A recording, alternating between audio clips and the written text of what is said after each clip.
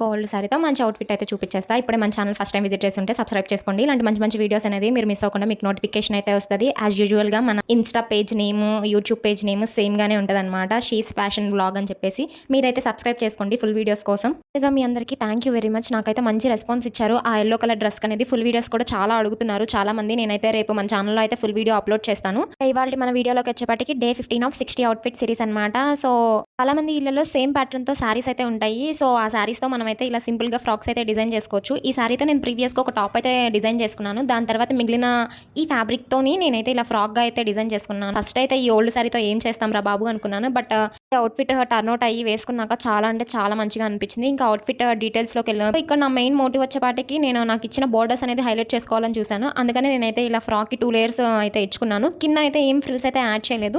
Waste దగ్గర మాత్రం frills అయితే యాడ్ చేసుకున్నాను. ఆ నెక్స్ట్ నేనైతే ఐరన్ కూడా చేసుకున్నాను. బ్యాక్ అయితే థ్రెడ్స్ అయితే ఇచ్చుకున్నాను. సో దట్ మనమైతే మన సైజ్‌కి తగ్గట్టు మనమైతే అడ్జస్టబుల్‌గా అయితే కట్టుకుంటామని చెప్పేసి హ్యాండ్స్‌కి కూడా నేనైతే బార్డర్ వచ్చేలానే చూసుకున్నాను.